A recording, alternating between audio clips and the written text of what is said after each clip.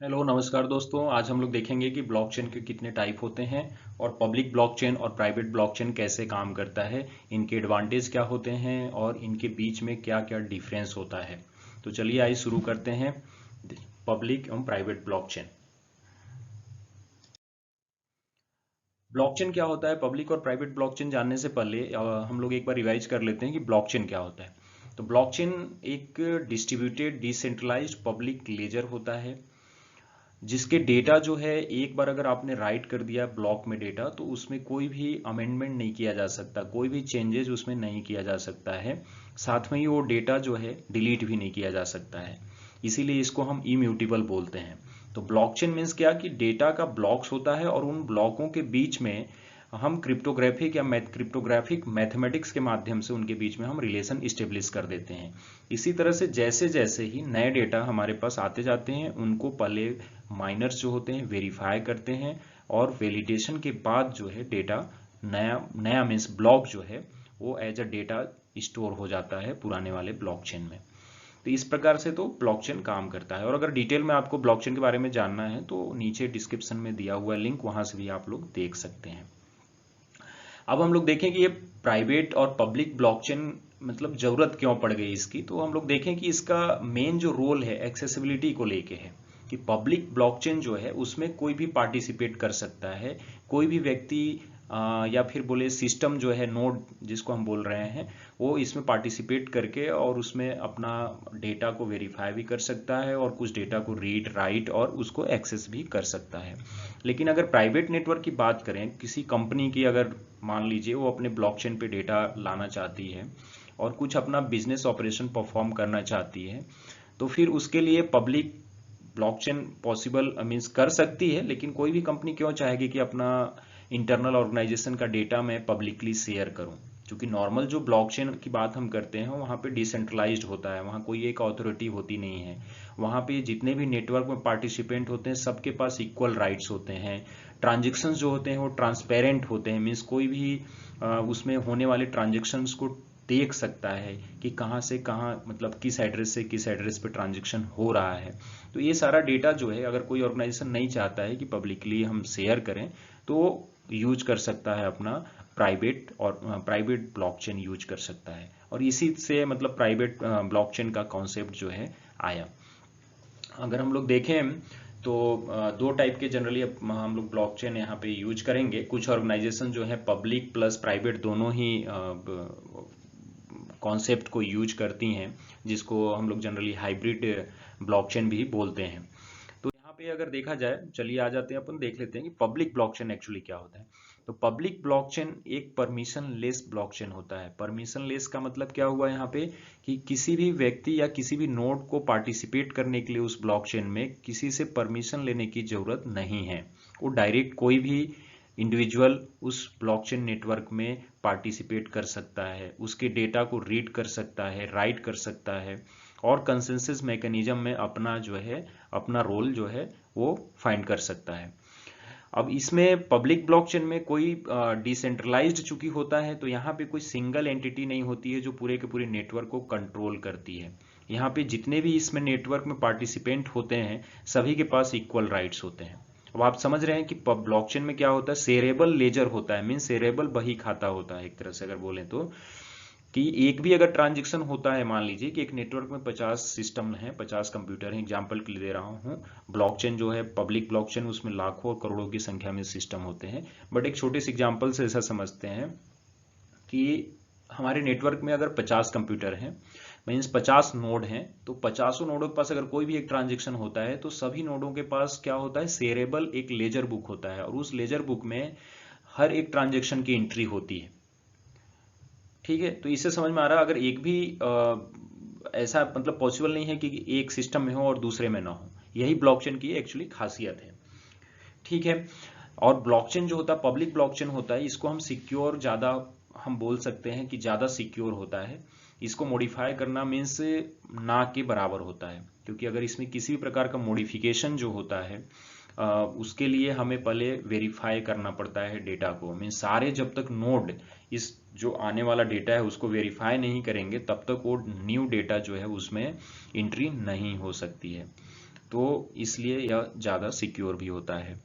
अब इसका जो नेटवर्क होता है, पब्लिक ब्लॉकचेन नेटवर्क का जो होता है मैकेनिज्म, कि भाई अच्छा वेरीफायर जो होता है वो अलग होता है। तो वेरीफायर को क्या फायदा है, भाई वहां पे वेरीफाई कर रहा है वो डेटा, इतने मेहनत से ट्रांजेक्शन को ट्रैक कर रहा है और देख रहा है कि हाँ सही डेटा सही जगह से आया है कि नहीं आया है।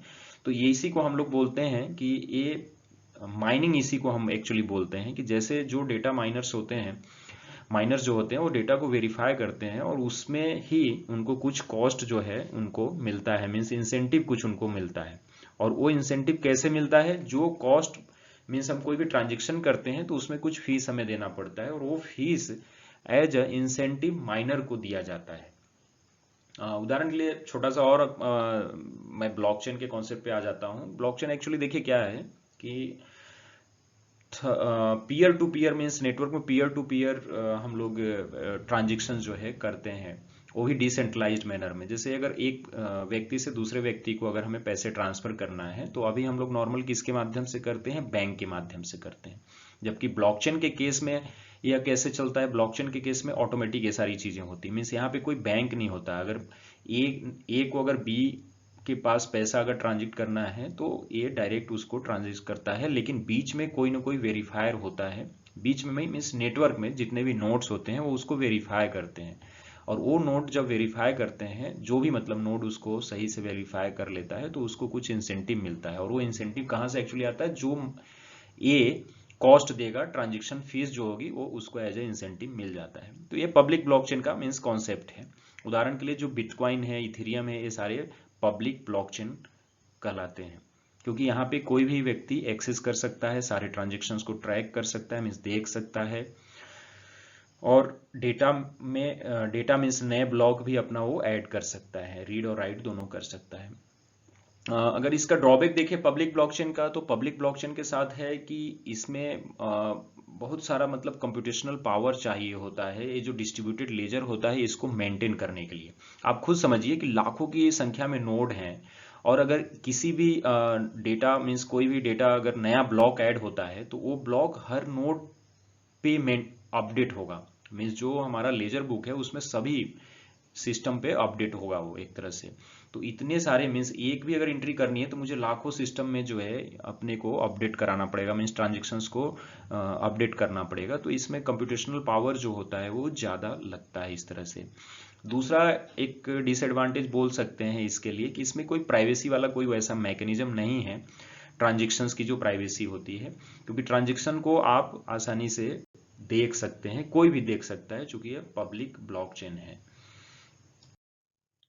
अब देखते हैं कि प्राइवेट ब्लॉकचेन क्या होता है। तो प्राइवेट ब्लॉकचेन परमिशन ब्लॉकचेन होता है। परमिशन मीन्स क्या, कि बिना परमिशन के आप उस नेटवर्क को एक्सेस नहीं कर सकते हैं, मीन्स उसके डेटा को ना ही रीड कर सकते हैं, न राइट कर सकते हैं, और न ही उसकी ट्रांजेक्शन को आप ट्रेस कर सकते हैं। तो ये होता है परमिशन ब्लॉकचेन।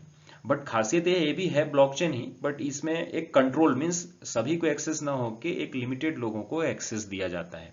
किसी भी ऑर्गेनाइजेशन का मान लीजिए बॉस हो गया या फिर बोर्ड ऑफ मेंबर्स हो गए, उनको दिया गया, मैनेजर है, एडमिनिस्ट्रेटर जो है मेन नेटवर्क, उसको एक्सेस है कि भाई आप ये चीज इसमें कर सकते हैं। एक कोई वेरीफायर हो सकता है, कोई उसमें डेटा मीन्स नए ब्लॉक को ऐड करने वाला हो सकता है। बट कोई आउटसाइड ऑफ द ऑर्गेनाइजेशन जिसको कोई क्रेडेंशियल नहीं है, तो वो उसमें कोई भी अपडेशन या कोई चेंजेस या फिर उसको ट्रैक करना या उसको देख नहीं सकता है। तो मीन्स ये ओपन नहीं होता है, ओपनली या अवेलेबल नहीं होता है। तो ये होता है प्राइवेट ब्लॉकचेन। इसमें ट्रांजेक्शन्स जो होते हैं प्राइवेटली होते हैं, मीन्स कोई भी नहीं देख सकता। एग्जांपल के लिए देखें तो हाइपर लेजर फैब्रिक है जो लाइनक्स फाउंडेशन के द्वारा मतलब बन रहा है ब्लॉकचेन। इस टेक्नोलॉजी को जनरली प्राइवेट ब्लॉकचेन के तौर पे यूज करते हैं कंपनियां। तो ये प्राइवेट ब्लॉकचेन होता है। अब देख लेते हैं similarities of public and private blockchain. चूंकि देखिए ब्लॉकचेन तो दोनों ही है, तो ब्लॉकचेन का जो मेन कोर कॉन्सेप्ट होता है, मीन्स ब्लॉकचेन की जो कोर खासियत होती है वो दोनों में ही सेम रहेगी। मतलब क्या, इम्यूटेबल रिकॉर्ड्स, मीन्स डेटा अगर एक बार आपने राइट कर दिया तो वो कभी भी चेंजेस नहीं हो सकते, वो चाहे प्राइवेट हो चाहे पब्लिक ब्लॉकचेन हो। दूसरा है decentralized and distributed over a peer to peer network, means के पीयर टू पीयर नेटवर्क में काम करता है। डिस्ट्रीब्यूटेड मीन्स इसमें भी अगर नेटवर्क मान लीजिए छोटा ऑर्गेनाइजेशन है तो उसमें 10 नोड है, तो 10 नोड के पास शेयरेबल मैनर में डेटा और ट्रांजेक्शन्स जो हैं वो वहाँ पे शो होंगे, वो दिखेंगे। और इसमें भी प्राइवेट हो या पब्लिक हो, दोनों में ही वेरीफायर होता है जो डेटा को वेरीफाई करता है। तो ये बेसिक जो कॉन्सेप्ट है इम्यूटेबिलिटी का, distributed peer to peer network का, और रिकॉर्ड जो होंगे वो वैलिडेटेड होंगे, वही सारा कॉन्सेप्ट पब्लिक और प्राइवेट दोनों ही ब्लॉकचेन के लिए सही होता है और सेम होता है। अब आइए देखते हैं कि पब्लिक और प्राइवेट ब्लॉकचेन में डिफरेंस क्या होते हैं। तो इसको हम लोग फीचर वाइज डिफरेंस देख लेते हैं कि पब्लिक ब्लॉकचेन और प्राइवेट ब्लॉकचेन में क्या हो सकता है। पहला अगर हम फीचर देखें तो एक्सेसिबिलिटी, मींस एक्सेस कौन कर सकता है। तो पब्लिक ब्लॉकचेन को कोई भी एक्सेस कर सकता है, anyone can access public blockchain. Private blockchain को कोई एक स्पेसिफिक ऑर्गेनाइजेशन, जिस भी ऑर्गेनाइजेशन के लिए वो उसने डेवलप किया है या मींस उस पर कार्य कर रहा है उस नेटवर्क में, नेटवर्क एडमिनिस्ट्रेटर उसको देख सकता है। ऑथोरिटी मींस कौन ऑथोरिटी होता है मेन, तो पब्लिक ब्लॉकचेन चूंकि डिसेंट्रलाइज्ड होता है, मींस यहाँ पे कोई एक सिंगल व्यक्ति ऑथोरिटी नहीं होता है। जबकि प्राइवेट ब्लॉकचेन में हम बोल सकते हैं कि इसमें कुछ व्यक्ति स्पेसिफिक जो होते हैं वो ऑथोरिटी होते हैं कि भाई डिसीजन कौन लेगा। मींस ब्लॉक अगर लास्ट में ऐड करना है, किसको एक्सेस है वेरिफिकेशन करने का, डेटा को वैलिडेट करने का, मींस ब्लॉक को वैलिडेट करने का, ये सारा चीज उसमें डिफाइन पहले से रहता है। मींस कुछ ही लोगों को एक्सेस होता है, तो इसलिए इसको हम बोल सकते हैं कि पार्शियली जो है ये डिसेंट्रलाइज्ड होता है। कंसेंसस मैकेनिज्म जो होता है उसमें पार्टिसिपेशन अगर कोई करना चाहता है तो पब्लिक ब्लॉकचेन में हर कोई पार्टिसिपेट कर सकता है, क्योंकि यहाँ पे कोई परमिशन की आवश्यकता नहीं होती है। प्राइवेट ब्लॉकचेन की बात करें तो यहाँ पे अगर कोई कंसेंसस मैकेनिज्म में अगर पार्टिसिपेट करना चाहता है तो उसको परमिशन लगेगा, मींस जो ऑर्गेनाइजेशन है उसको क्रेडेंशियल प्रोवाइड करेगी तभी वो पार्टिसिपेट कर सकता है। मींस ये ओपन फॉर ऑल जैसा सिचुएशन नहीं है। ट्रांजैक्शन स्पीड की बात करें, ट्रांजैक्शन पर सेकेंड टीपीएस होता है जो महत्वपूर्ण हमारे नेटवर्क में काम करता है। अगर उसकी बात करें तो पब्लिक ब्लॉकचेन में ट्रांजैक्शन स्पीड काफी स्लो होता है। आप जानते होंगे अगर पुराने वीडियो देखे होंगे हमारे, तो उसमें कि 2 से 7 जो है ट्रांजैक्शन, 3 से 7 ट्रांजैक्शन बिटकॉइन पर सेकेंड जो है परफॉर्म करती है। जबकि मास्टर कार्ड और वीजा की अगर बात करें तो इसमें हमारे पास 2400 ट्रांजैक्शन पर सेकेंड हो जाता है। तो इस तरफ से public blockchain like bitcoin, Ethereum, इनकी ट्रांजैक्शन स्पीड जो होती है काफी स्लो होती है। जबकि प्राइवेट ब्लॉकचेन की बात करें तो यहाँ पे ट्रांजैक्शन स्पीड हमारा इंक्रीज हो जाता है। क्योंकि क्यों इंक्रीज हो जाता है, क्योंकि यहाँ पे हमारा ट्रांजैक्शंस के लिए चूंकि नोड की संख्या कम होती है, तो हमारे जितने भी नोड्स हैं उनमें अगर डेटा हमें शेयरेबल मैनर में मैनेज करना, मींस लेजर बुक को मैनेज करना है, तो हमें उतने रिसोर्सेज नहीं चाहिए, लिमिटेड है, तो यहाँ पे ट्रांजैक्शन इजिली फास्ट हो सकता है। ट्रांजैक्शन का कॉस्ट जो अगर देखें 5वें नंबर पे आ जाए तो ट्रांजैक्शन कॉस्ट की अगर बात करें तो ट्रांजैक्शन कॉस्ट भी हमारे पास जो है वो इसके लिए हाई होगा हमारे पब्लिक ब्लॉकचेन में। क्यों हाई होगा, क्योंकि आप सोचिए ना कि लाखों के नोड हैं और हर नोड जब डेटा अपडेट करेगा तो सभी नोड के लिए कंप्यूटेशनल पावर होगा। अच्छा, दूसरा इसमें जब किसी नए ब्लॉक को आप ऐड करेंगे तो कंसेंसस जो है हमारा मेजोरिटी होना चाहिए, तभी हम उसमें ऐड कर सकते हैं ब्लॉक को। तो यहाँ पे हमें पूरे नेटवर्क से एक तरह से परमिशन, एक तरह से वेरिफिकेशन या वैलिडेट होगा जब तक डेटा, तो उसमें ज्यादा टाइम लगेगा। तो सीधी सी बात है कि उसमें कॉस्ट भी हाई हो जाएगा, ज्यादा पावर चाहिए तो हाई होगा। प्राइवेट ब्लॉकचेन में चूंकि ट्रांजैक्शन कॉस्ट लो होता है क्योंकि लिमिटेड सिस्टम्स हैं, लिमिटेड नंबर ऑफ नोड्स हैं, तो हमें वहां पे वेरिफिकेशन में कम समय में और कम ही नोड पे हमें एक्सेस करना पड़ेगा, उसको वेरीफाई करना पड़ेगा, तो वहां पे इजी वे में ट्रांजैक्शन हो जाता है, तो कॉस्टिंग जो है हमारी घट जाती है। डेटा हैंडल की अगर बात करते हैं 6 नंबर पे, तो रीड और राइट एक्सेस कोई भी इसमें कर सकता है पब्लिक ब्लॉकचेन में, जबकि प्राइवेट ब्लॉकचेन में ऐसा नहीं है। यहाँ पे रीड राइट एक्सेस जो है सिर्फ ऑर्गेनाइजेशन के लोग ही कर सकते हैं, या ऑर्गेनाइजेशन में किसी स्पेसिफिक जिसको भी राइट्स हो वो कर सकता है। एनर्जी कंजम्पशन की बात करें तो एनर्जी कंजम्पशन में अगर हम बात करें तो आप जान रहे होंगे कि बिटकॉइन जो है एनर्जी कंजम्पशन को लेके काफी मतलब ट्रेंड में रहता है कि इससे बहुत पर्यावरण को नुकसान हो रहा है, बहुत एनर्जी लग रही है, एनर्जी बहुत खपत हो रहा है इसमें। क्यों, क्योंकि यहाँ पे कंप्यूटेशनल पावर जो है जो कि बहुत ज़्यादा चाहिए होता है ब्लॉकचेन के एक भी बिटकॉइन के अगर एक ब्लॉक को अगर माइन करना हो तो यहाँ पे एनर्जी कंजम्पशन ज़्यादा होता है चूंकि ये पब्लिक ब्लॉकचेन है। यहाँ पे प्राइवेट ब्लॉकचेन है तो यहाँ पे लिमिटेड है, हमारे पास लिमिटेशंस है, मीन्स नंबर ऑफ नोड्स भी कम है, तो हमें किसी भी ब्लॉक को अगर ऐड करना है तो हमारे पास ये ईजी वे में हो जाएगा।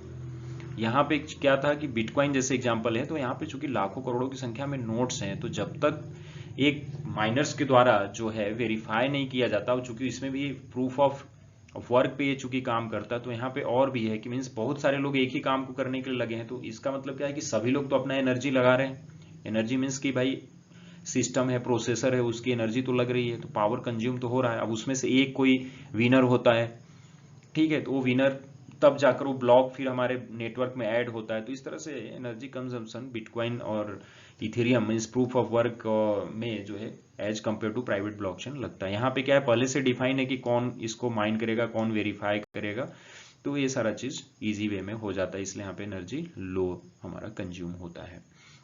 नेक्स्ट अगर देखें तो कंसेंसस एल्गोरिथम जो होते हैं पब्लिक ब्लॉकचेन में जनरली कौन से यूज होते हैं, तो प्रूफ ऑफ वर्क यूज होता है, प्रूफ ऑफ स्टेक यूज होता है, और प्रूफ ऑफ बर्न यूज होता है, या प्रूफ ऑफ स्पेस। इस टाइप के कंसेंसस मैकेनिज्म पब्लिक ब्लॉकचेन में जनरली यूज होते हैं।